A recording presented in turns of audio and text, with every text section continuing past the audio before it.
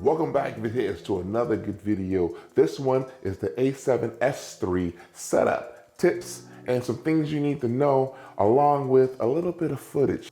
After this.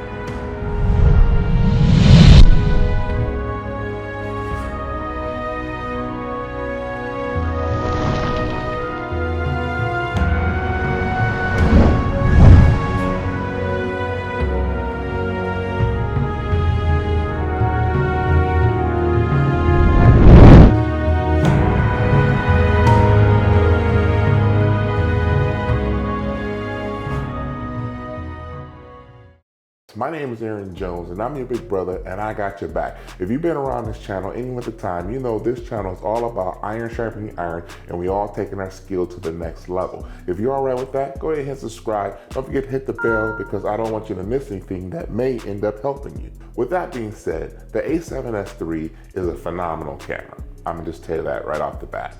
But there's some things you need to know if you plan to own one. The Sony A7S III codecs take some PC power to process them. So proxies are gonna be your friend if you don't have a machine with some horsepower to it. And my machine I consider to be a decent machine, and I still have to do proxies, and I cannot process the 120 frames per second even in the proxies. With the 24 frames per second, the 30 frames per second, the 60 frames per second, I can process by using proxies. But the 120 frames per second, I cannot. It does not flow well with my machine. I am, however, able to process the 60 frames per second raw. Those are the things that I think that is very important right now. And also, in order to get raw, you need an external recorder, and I'm using the Ninja 5 from Atomos. Some things I needed to do in order for me to get the A7S III. One, I needed a 4K monitor. So I got a ViewSonic 4K monitor that's calibrated for Rec 709 and able to see the LUTs and those types of things. And two, I ended up getting a colorimeter from X-Rite so I can calibrate my monitor, and I was able to calibrate my Ninja 5. When I first got the Ninja 5, it had an orange cast to it. And so with the X-Rite i1 Display Pro, I was able to calibrate my Ninja 5 monitor. And so now I'm seeing things clearly as I'm supposed to. And of course, I already had the Ninja 5 from Atomos for capturing the 60 frames per second raw out of the A7S III. Also, I purchased a color chart, a passport color chart, so that when I'm color correcting, I get the proper color correction now that I'm venturing into the production world. One of the main things here is went and purchased the Holyland Mars 300 Pro. Basically is a transmitter, a wireless transmitter. So it transmits to my off-camera monitor here. It's good to have a second pair of eyes on your footage. And I also equipped it with a nucleus-nano wireless controller.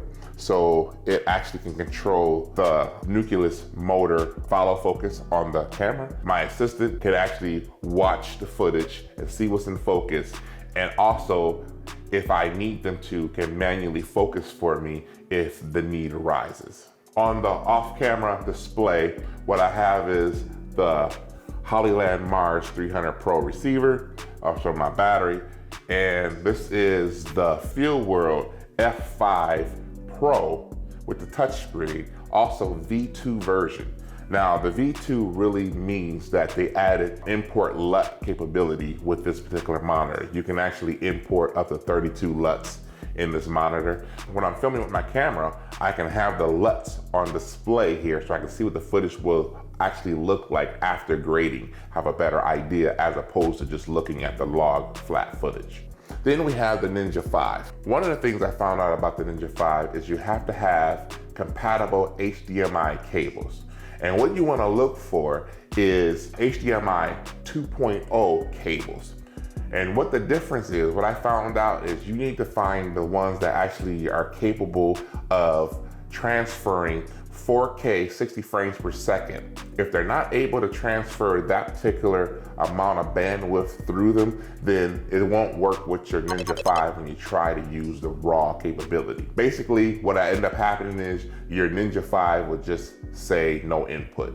Then you can go inside the camera and you can adjust the frame rate. You take it from 60 to 24 or 30, and most likely it'll pop up and you'll have an image. If that's happening to you, more than likely your issue is your cable, your HDMI cable. So that's what I ended up finding out. These particular cables I bought from Amazon. All the links will be in the description below. And just so that you know, if you click on the links and buy anything, I get a small little commission and it helps me make more content. It doesn't cost you anymore, it just helps support the channel, that's all. That being said, these HDMI cables are like a foot long, and I'm using one coming out of the camera into the Ninja 5, and then one coming out of the Ninja 5 going into my Holyland Mars transmitter. This battery is 8,700 milliamp hours, and so it lasts pretty long. I only had it a few days so far, so I'm still testing them out, but right now I'm actually pretty satisfied. But a caveat to note that I bought 2 sets of 2 batteries, so I had 4 in total, and 2 that I had received did not register 100%, and I couldn't charge one of the batteries 100%, and so I sent both of those back for replacement. But for the price, I'm not complaining, so I think I had paid somewhere around $30 for a set of 2, and so I just bought 4, and I'm pretty impressed with that. The output gives me 2.1 amps output, and I'm actually using this one to go to the camera. Now, my original battery solution that I created for the A6400, and I was also using the same scenario and configuration for the A7 III. It doesn't work with the A7S III for whatever reason. I haven't really got a chance to really dig into that and really find out why it's not working. But at this present time, so that I can go ahead and keep moving on and doing my production, I went on ahead and went with this configuration. And so I have a second cast star battery on my Ninja 5. And I use the power out from that to go to my nucleus-nano motor for follow focus. And so that works out great. And on my particular lens, I have the seamless gear from Tilta. I mentioned that in my last video, and I still have a video coming to tell you guys more about those seamless gears. Once you guys take advantage of that, there's only $2 a piece. They sell 14, they have 14 different sizes. I bought all 14 and just paid the $15 shipping for all 14. And so buying all 14 was only $28, plus the $15 for shipping. You can't beat it. When I was buying one seamless gear for $35. So I'm completely happy with these gears. Also, we have the small rig cage with the top handle. Again, I have all these links in the description below so that you guys can take a gander at some of these things. Also, you're looking at the Polar Pro base camp. I really love this thing. The Polar Pro base camp matte box, it's a variable ND. And so it's got a polarizer that you actually turn to adjust the ND strength.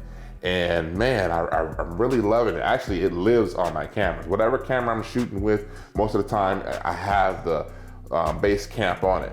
For the most part, I love the polarizer. I love the way my subjects look with the polarizer. Even if I'm not using the ND, I'll pull the ND out and just keep the polarizer on there, and it just gives me a certain look. If you saw my last video, the male, that particular little mini short that I shot had the base camp on the camera. I think I shot that with the A7 III.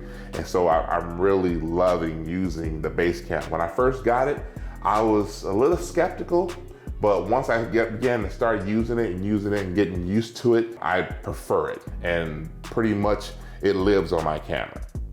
And this particular setup, or any of my setups, pretty much lives on my gimbal, which is the Zhiyun Crane. That's how you pronounce it, Zhiyun. Zhiyun Crane 3S. My cameras live on that, even if it's the A7 III, the A6400, or even the A7S III. So yeah, this is basically it. This is basically the rig, and It's pretty simple. It might look like I'm overcompensating, but trust me, I'm not. Everything I have here has a purpose and it has a use.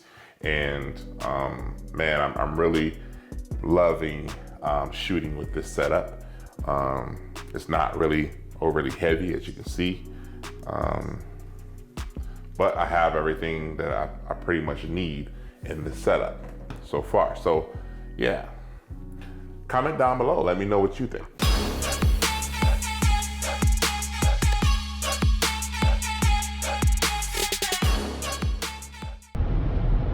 We're on our way to pick up what I believe is one of the best tools or pieces of gear that's gonna help with the production company.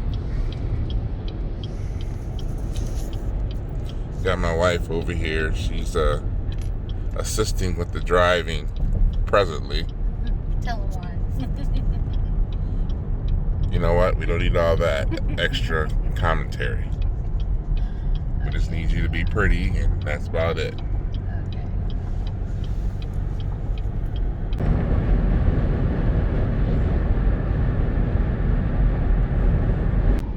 So my wife is driving because my wallet came up missing, and I wonder if my wife has something to do with the missing wallet. I'm not really sure. I can't blame her at this point in time, so I can't say it's her fault. But you know, it's missing, and you know, we both stay in the same house, and I don't know. You know, you just one has to wonder. You know what I mean?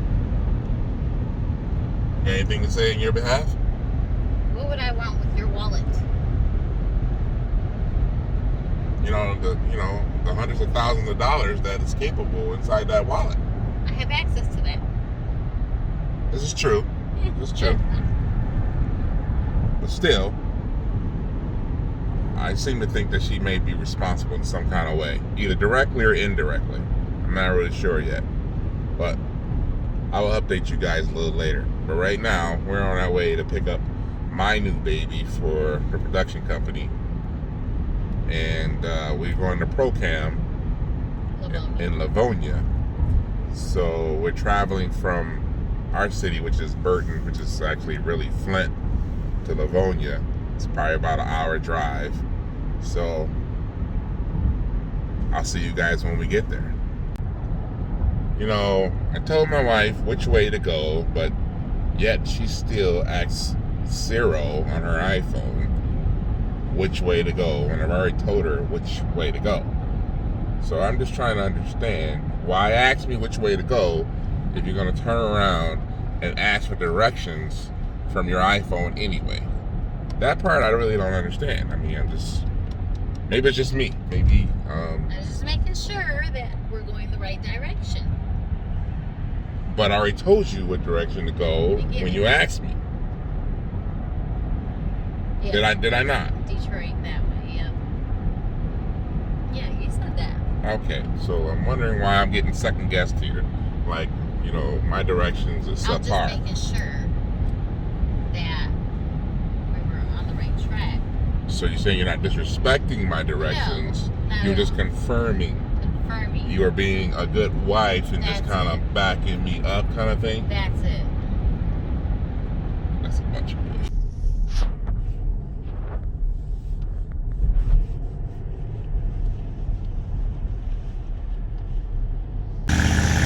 Well, there we go. ProCam photo and video gear.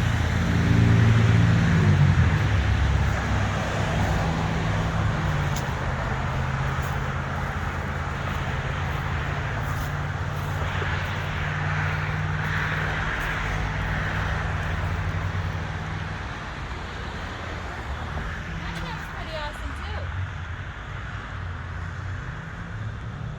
Yeah, I'm kidding you.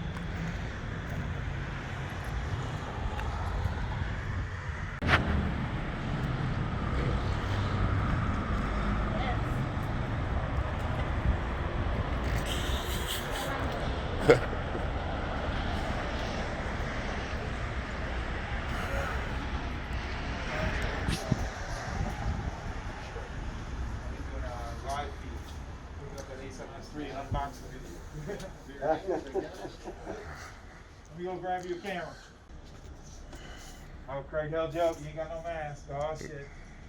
I think he's grabbing you one.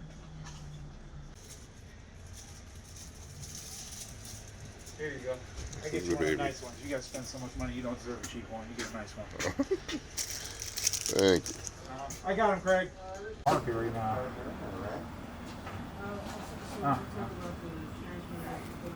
Give me a second. No, she's. Oh, did you want the boxes on? Tell me about it. Say that again. You want the soft boxes on there or off there? Let me check something. Sure. Thanks for going pro cam. This is Lee.